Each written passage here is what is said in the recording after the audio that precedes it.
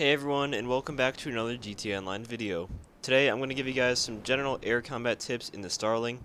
People message me a lot asking how they can get better at flying or dogfighting in the Starling, so I came up with some tips that will help you win more dogfights and be a better Starling pilot overall.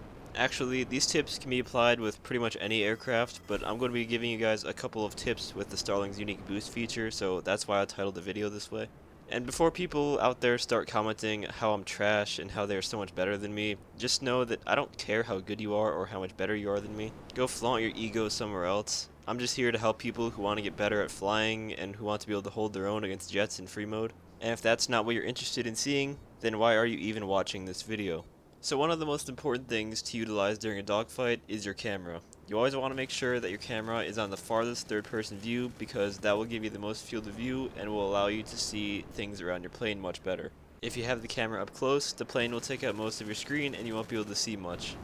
The key to winning a dogfight is to always have eyes on them by tilting your camera in the direction of the enemy jet like you see me do in this gameplay, while at the same time, make adjustments to your flight path and speed depending on what the opponent is doing. If you tilt your camera towards the jet and you still can't see them, then that means they are close to getting behind you.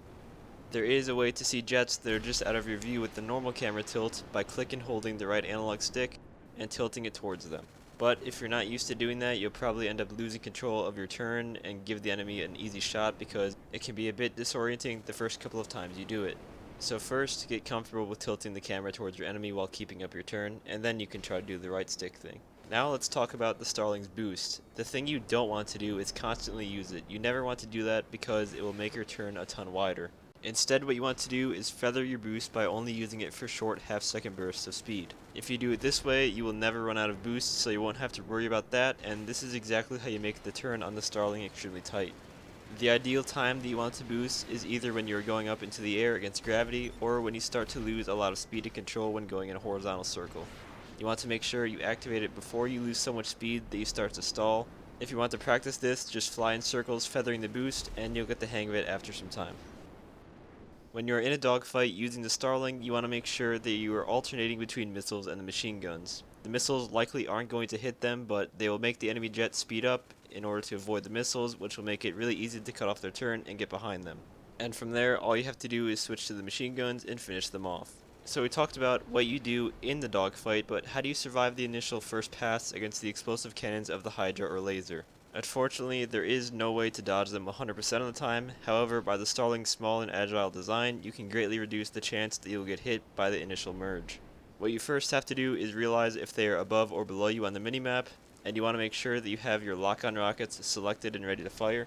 Then you want to fly towards them and wait until your rockets are in lock-on range, and right when they are, you want to fire the rockets, hit the boost, and then what I like to do is head downward. Basically, you want to throw off their aim by accelerating rapidly, and the rocket probably won't hit them, but it will throw them off mentally. You could also just boost right at them as fast as possible to give them a very small window to hit you while firing rockets. But the important part is turning down. The laser or Hydra won't be able to make that sudden of a turn with their aim. And if you do get hit in the merge, 99% of the time it'll just be from one hit, so you'll be able to still fly properly for the dogfight. The Starling can take more of a beating from the explosive cannons, unlike the laser and Hydra, which will blow up instantly if they get hit by like a half a second of fire. Moving out of dogfighting and into more general air combat and travel, I'm going to show you guys something pretty amazing. When you run out of boost in the Starling, it can really make you feel like a sitting duck, and traveling across the map using the boost can be pretty slow. Well, what if I told you there was a way to drastically reduce the time it took for your boost to regenerate? The only thing that you have to do to make your boost regen faster is to slow the plane down so when you try to pull up, it won't let you. Then you want to just keep trying to pull up so it stalls while holding down the accelerator like you see in the gameplay, and for some reason the boost regenerates super fast. And looking at the comparison with the normal regen on the left and the quick regen on the right, you can see that it is a night and day difference in the time it takes to regen the boost. It's a very handy trick to know when you're going against helicopters or deluxos when you have to boost constantly to dodge rockets.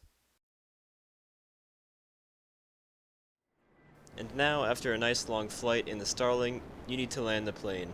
And landing this plane can be a real pain if you don't know the proper way to do it.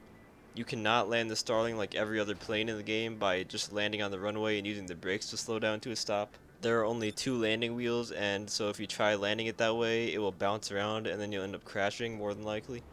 However, there are two ways that you can safely land the Starling.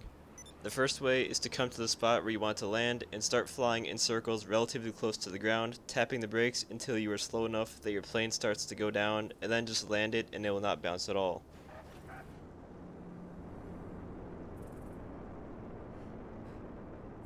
The second way is to come to the spot where you want to land, fly relatively close to the ground like what you're seeing in the gameplay right now, and then basically just do the boost regen trick, and then you'll land safely on the ground once your plane starts to fall.